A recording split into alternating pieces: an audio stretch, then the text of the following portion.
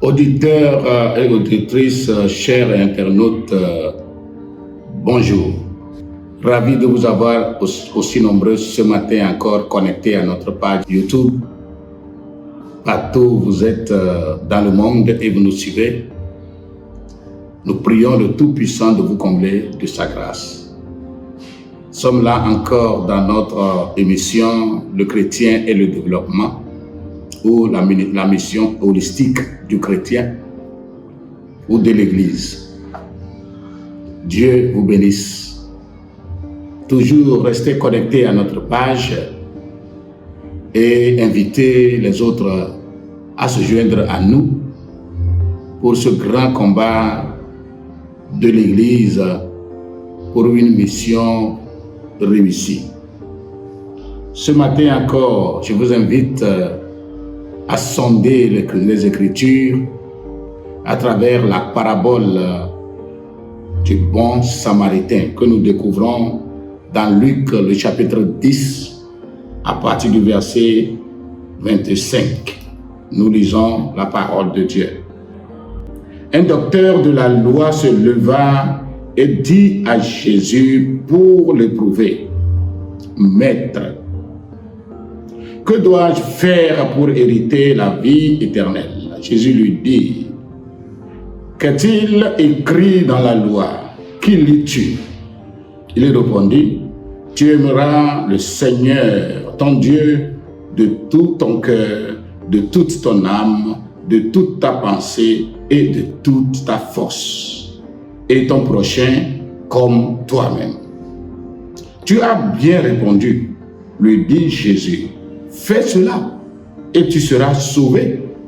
Mais lui, voulant se justifier, dit à Jésus: Et qui est mon prochain?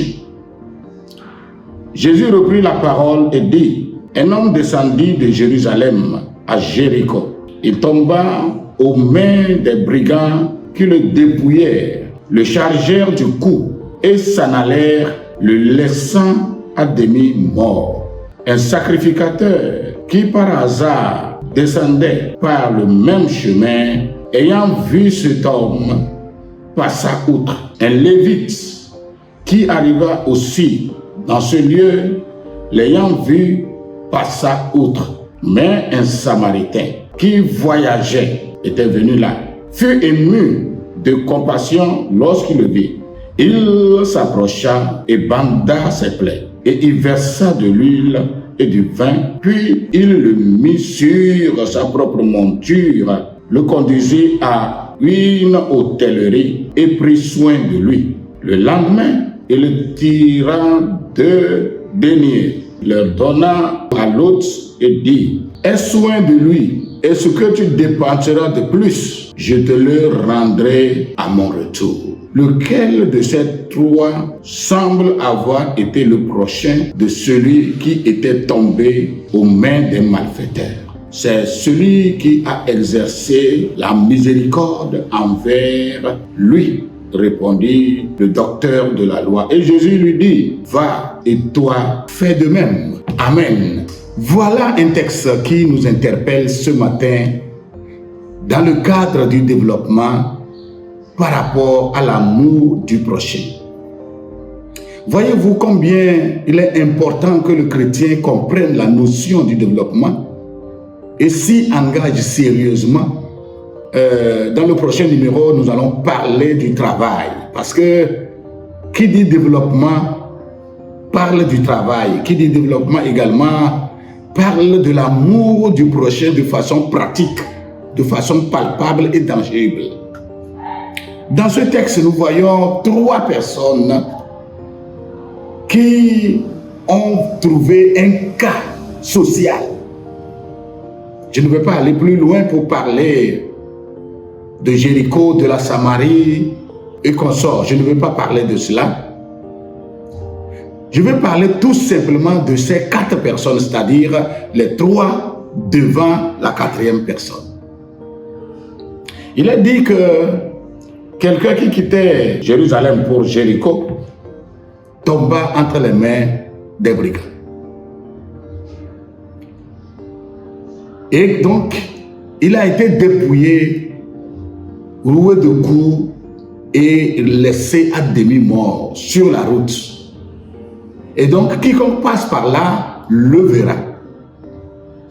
C'est alors que un sacrificateur passait, il l'a vu, mais il ne s'en est pas soucié, il est passé outre. Mais qui est sacrificateur? C'est celui-là qui connaît la parole de Dieu, celui qui enseigne la parole de Dieu, celui qui enseigne les Écritures, celui qui est censé, n'est-ce pas, réprimander ceux qui ne lisent pas, qui ne pratiquent pas la parole de Dieu, celui-là qui n'adore pas le Seigneur. On peut le comparer à un pasteur aujourd'hui. C'est lui le sacrificateur. Il a vu le cas social, il ne s'est pas soucié, il a dit qu'il est passé outre. Pourquoi? Je le sais. Mais cela ne l'a rien dit. Après lui, un lévite aussi passait par la même voie. Il a vu également le cas, mais il est passé outre, il ne s'en est pas soucié. Qui est lévite? C'est donc quelqu'un qui aime l'œuvre de Dieu. Il est de la lignée des sacrificateurs normalement. Il connaît la parole de Dieu, il vit la parole de Dieu. Lui, il est plus proche du sacrificateur. Il est plus proche du pasteur. Il peut se comparer à un diacre, il peut se comparer à un moniteur, il peut se comparer à un choriste, à un chantre. On peut le comparer à quelqu'un qui est un chrétien de l'église, très engagé dans l'église. Et donc, il est lévite. Il aime Dieu. Mais il a vu le cas social, cela ne l'a rien dit. Il a laissé ce cas et il est passé outre. La troisième personne passait. Il s'agit donc d'un Samaritain. Qui est Samaritain? Le Samaritain peut se comparer à un païen. Nous pouvons le comparer à un païen parce que il connaît la parole de Dieu, il connaît Dieu, il connaît sa parole, mais il ne la pratique pas. Il fait un mélange.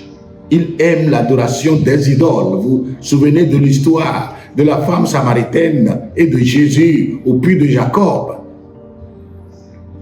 Mais il a dit que le Samaritain, quand il a vu le cas, est descendu de sa monture. Les deux autres, on ne nous a pas dit s'ils avaient de monture ou pas. Mais le Samaritain est descendu de sa monture, s'est approché du cas, et il a vu qu'il a encore la vie en lui et qu'il fallait le sauver.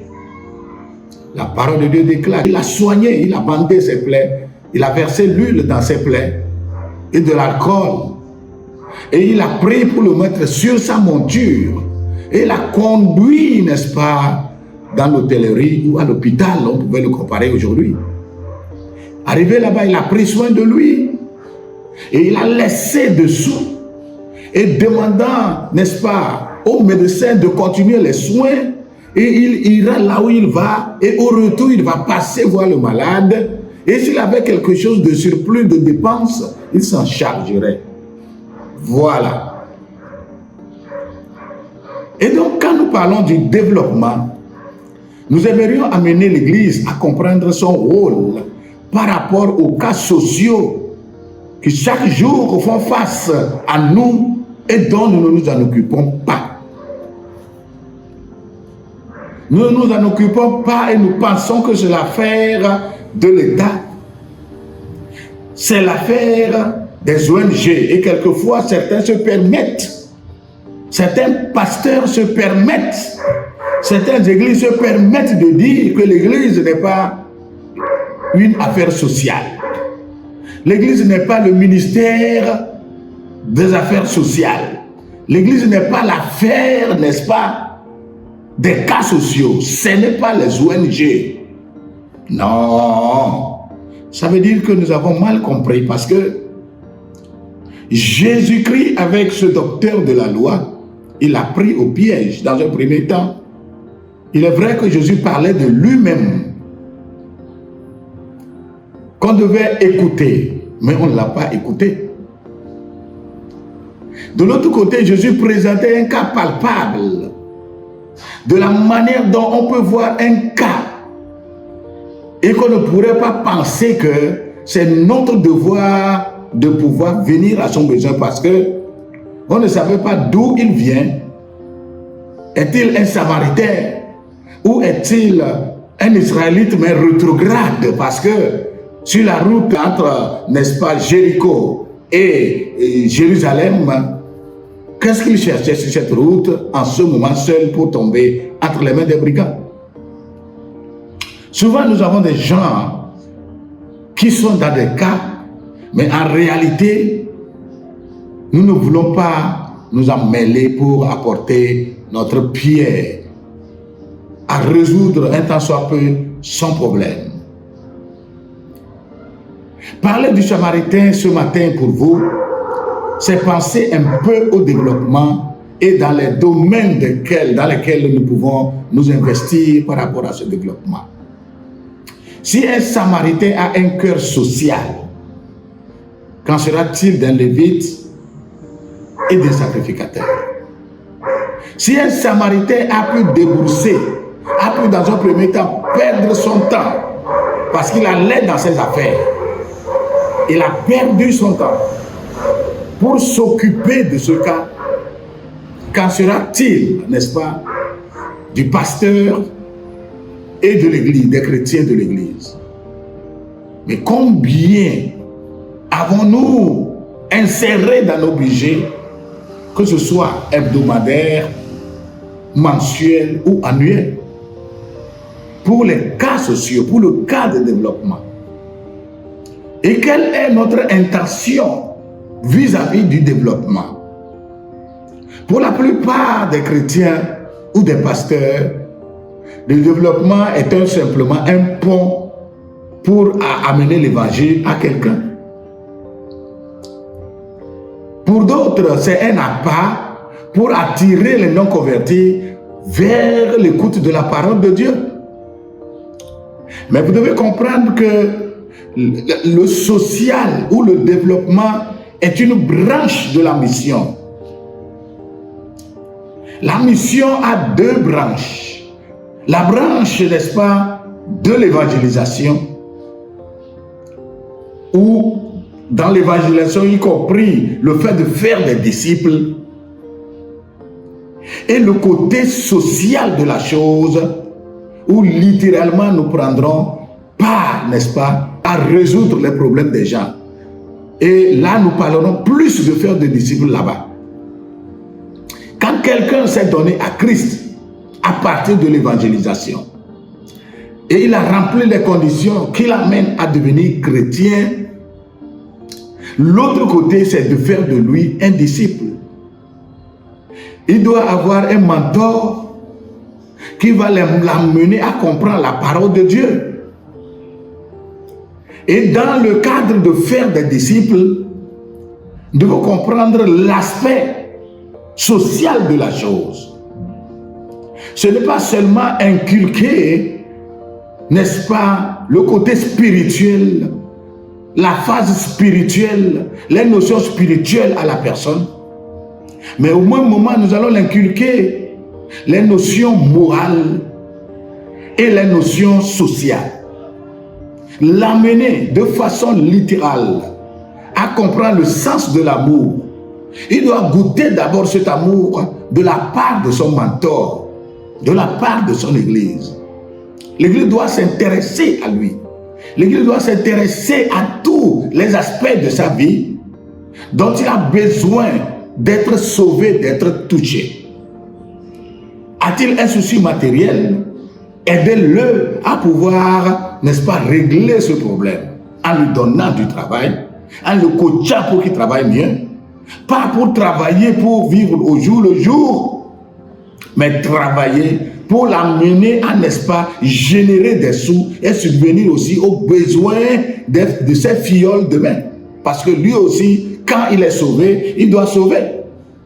Quand il est aidé, il doit aider. L'Église doit revoir, n'est-ce pas, son herméneutique pour pouvoir savoir comment interpréter l'Écriture et comment faire réellement sa mission. La plupart des églises s'arrêtent seulement au niveau évangélisation. On prêche l'évangile. Des gens acceptent l'évangile. Ils viennent à Christ. Quelques jours après, ils sont baptisés d'eau. Et on pense que c'est fini, ils doivent venir à l'église et être automatiquement des chrétiens. Lorsqu'ils font face à des réalités de la vie et qu'ils voient que l'église ne s'occupe pas d'eux, ils se débrouillent ailleurs, entre les mains des ravisseurs. Imaginez un peu ce Samaritain, quand il va retourner à l'hôpital et qu'il voit ce jeune homme guéri, qu'est-ce que le Samaritain va lui dire et il va refuser? Tu lui dis que les Juifs sont mauvais. Tu lui dis que Dieu seul ne suffit pas. Il faut adorer notre Dieu sur les montagnes. Va-t-il refuser? Malheureusement, c'est le cas aujourd'hui. Quand l'Église ne s'occupe pas des jeunes, qui sont vraiment en grand nombre parmi nous, et que nous les laissons se débrouiller seuls, et qu'ils tombent entre les mains, n'est-ce pas, des sectaires, qui leur tendent des apparts, qui leur proposent des postes juteux, avec, n'est-ce pas, des parties de leur corps en sacrifice. Que voulez-vous qu'ils disent, qu'ils fassent, pendant que nous, chrétiens, nous, églises, nous n'avons même pas un cafétéria pour le recruter. Nous n'avons même pas une boutique pour qu'ils viennent, n'est-ce pas, apprendre à vendre. Nous n'avons pas des ateliers pour qu'ils viennent, n'est-ce pas, s'inscrire et se faire former. Nous n'avons pas des écoles de formation. Nous n'avons pas, n'est-ce pas, un capital fourni pour l'emmener à commencer une entreprise. Frères et sœurs dans le Seigneur, nous sommes acharnés à construire des cathédrales, à créer des centres de prière. C'est bien, très bien. Nous sommes intéressés à la formation théologique et pastorale, à des panoplies de centres de formation biblique, des centres d'évangélisation. Mais est-ce que les chrétiens n'ont pas besoin d'être soutenus dans le social pour qu'ils puissent dire aussi leurs mots lorsqu'ils sont avec les frères, pour qu'ils puissent résoudre leurs problèmes, pour qu'ils puissent être plus, n'est-ce pas, efficaces sur le terrain? Notre monde, en tout cas, est rempli de blessés par des brigands. Le monde dans lequel nous nous trouvons est rempli de blessés et qui jonchent les rues, qui jonchent nos quartiers, qui fourmillent même dans les églises, blessés qui sont là. Mais les Lévites ne s'en occupent pas. Les sacrificateurs ne s'en occupent pas. Et quelquefois, quand ils croisent les Samaritains qui leur tendent les mains, nous ne nous lamentons pas que ces jeunes-là blessés, qui ont été traités par ces Samaritains, ne puissent pas leur, n'est-ce pas, proposer des choses qu'ils vont faire. En tout cas, dans ce message de ce matin, 3 éléments fondamentaux vont retenir notre attention que j'aimerais vous amener à noter. Le premier élément que vous devez comprendre, c'est que l'Église ne fait pas son travail. L'Église a raté. L'Église a raté depuis la nuit des temps parce que aussi longtemps qu'elle n'a pas compris le social, elle s'est engagée dans le social. Elle a fait de la mission une mission inachevée, l'œuvre de Dieu inachevée. Nous avons fait des chrétiens, de ceux-là qui viennent à l'église, des sympathisants de l'église et non, n'est-ce pas, des engagés pour l'œuvre de Dieu. L'église a raté. Et nous devons revoir notre herméneutique pour, n'est-ce pas, donner à l'église sa véritable mission comme Jésus-Christ voyait. Jésus n'a pas envoyé d'aller évangéliser seulement, il dit faire des disciples. Faire des disciples. Si nous n'arrivons pas à faire des disciples, eh bien, nous n'avons pas encore réussi à bâtir l'Église sur la terre. L'évangélisation est incomplète dans la mission de Dieu. Donc l'Église a raté. Le deuxième élément que vous devez comprendre, c'est que les serviteurs de Dieu, les pasteurs, doivent revoir leur herméneutique par rapport à la mission holistique. Jésus avait déclaré au début de son ministère, « L'Esprit du Seigneur est sur moi parce qu'il m'a oint pour annoncer la bonne nouvelle aux pauvres. » Et je vous ai déjà, sur cette page YouTube, vous allez trouver un message où je vous disais, quand vous avez quelqu'un qui a faim, entre le sac de prend la bonne nouvelle selon laquelle il doit choisir entre le sac du riz et l'écoute de la parole de Dieu, quelle serait son action qu'il doit poser? Moi, je crois que c'est prendre le sac du riz. Donc, nous, pasteurs, nous devons revoir notre herméneutique par rapport à la mission holistique. Trouver dans la parole de Dieu ce que Dieu dit concrètement par rapport à la mission. N'est-elle pas holistique? Est-elle seulement biaisée sur le spirituel et négliger le moral et le social? Je ne pense pas. Nous devons revoir le côté holistique de notre herméneutique et pour recentrer notre mission. Et enfin, le troisième élément, c'est que nous avons des blessés, des brigands sur la route, n'est-ce pas, de Jérusalem. La route entre Jérusalem et Jéricho se trouve une panoplie de blessés qui attendent notre secours. Nous n'allons pas les laisser aux mains des Samaritains. Ils sont très nombreux dans nos églises. Ils sont très nombreux dans la ville. Ils sont très nombreux dans nos rues. Ils sont très nombreux dans nos quartiers, dans nos pays, dans nos villes. Les blessés entre les mains des brigands, abandonnés à demi-mort, jonchent nos rues. Nous devons nous en occuper. Et ces blessés sont ces jeunes désœuvrés. Ces blessés sont ces foyers vraiment en délabrement pour insuffisance sociale. Ces blessés sont ces gens-là qui sont des sans-abri. Ces blessés sont dans les hôpitaux qui cherchent, n'est-ce pas, à résoudre le cas de leur facture, de leur maladie, à qui on demande des sommes colossales pour des opérations et consorts. Ils sont très pleins. Ces blessés sont de ces affamés-là. Ces cultivateurs qui n'ont pas de débouchés pour leur marché. Ces éleveurs qui n'ont pas de débouchés. Et que sais-je encore? Ces étudiants qui cherchent des bourses d'études. Ce sont des blessés. Et si nous ne faisons rien, les Samaritains sont là pour leur proposer des traitements et après s'occuper d'eux. Je crois que vous m'avez compris. L'Église doit s'inspirer du bon Samaritain, de la parabole du bon Samaritain et revoir son herméneutique et recentrer la mission pour qu'elle soit réellement holistique. Dieu vous bénisse. Je vais prier pour quelqu'un. Grand Dieu, je voudrais bénir ton nom ce matin parce que tu nous as permis, Seigneur, de sonder encore les Écritures et parler du bon Samaritain. Oui, nous avons évoqué ces trois éléments fondamentaux pour l'Église aujourd'hui.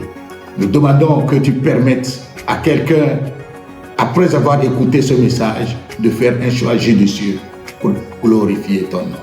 Que ton nom soit loué au nom de Jésus.